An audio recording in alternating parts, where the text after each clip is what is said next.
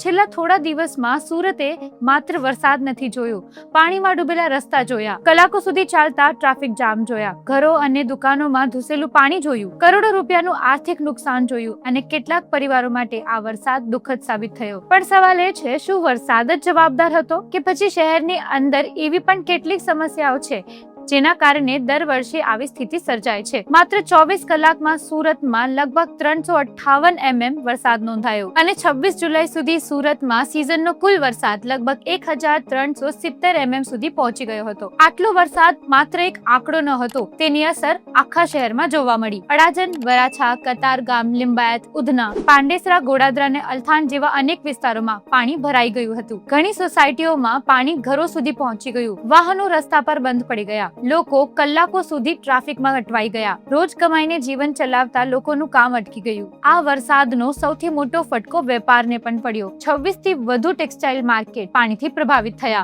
કાપડનો માલ, ગોડાઉન અને દુકાનોને ભારે નુકસાન થયું. વેપારી સંગઠનોના અંદાજ મુજબ ટેક્સટાઇલ ઉદ્યોગને 200 કરોડથી વધુનું નુકસાન થયું. બીજી તરફ પોદાર આર્કેડમાં પાણી ઘૂસતા વેપારીઓએ 250 કરોડથી વધુના નુકસાનનો દાવો કર્યો. પરિસ્થિતિને પહોંચી વળવા NDRF, ફાયર બ્રિગેડ અને સુરત મહાનગરપાલિકાની ટીમો સતત કામગીરી કરતી રહી. લગભગ 3489 લોકોનું રેસ્ક્યુ કરવામાં આવ્યું. 3897 થી વધુ લોકોને સુરક્ષિત સ્થળે ખસેડવામાં આવ્યા. હજારો ફૂડ પેકેટ અને પાણી પહોંચાડવામાં આવ્યું. પરંતુ સત્તાવાર માહિતી મુજબ વરસાદ સંબંધિત અલગ અલગ દુર્ઘટનાઓમાં 13 લોકોના મોત થયા. આ બતાવે છે કે આ માત્ર પાણી ભરવાની ઘટના ન હોતી, પરંતુ માનવ જીવન પર પણ તેની ગંભીર અસર પડી. આ સમગ્ર ઘટના પછી સૌથી વધુ ચર્ચા થઈ સુરતની ખાડીઓની. કેટલાક અહેવાલો અનુસાર શહેરની કેટલીક ખાડીઓ વર્ષો દરમિયાન સાંકડી થઈ ગઈ છે. એક્સપર્ટ્સ કહે છે કે ખાડીઓ શહેરની કુદરતી ડ્રેનેજ સિસ્ટમ છે. જ્યારે ભારે વરસાદ, હાઈ ટાઇડ અને પાણી નીકળવાના રસ્તા પર વધતું દબાણ એકસાથે આવે ત્યારે પાણી ઝડપથી બહાર નીકળી શકતું નથી અને તેની અસર શહેરમાં પાણી ભરાવાના રૂપમાં જોવા મળે છે. એટલે ઘણા નિષ્ણાંતો માને છે કે માત્ર ઘર જ નથી, પણ ડ્રેનેજ પ્લાનિંગ અને કુદરતી પાણીના માર્ગો સ્થિતિ પણ એટલી જ મહત્વની છે. આ વરસાદ પછી રાજ્ય સરકાર અને સુરત મહાનગરપાલિકાએ લાંબા ગાળાના ઉકેલ તરફ પગલાં લેવાની જાહેરાત કરી છે. સુરતની ખાડીઓના વિકાસ અને ઊંડીકરણ માટે 500 કરોડના પ્રોજેક્ટની જાહેરાત કરવામાં આવી છે. આ ઉપરાંત શહેરમાં ફ્લડ અર્લી વોર્નિંગ સિસ્ટમ પર પણ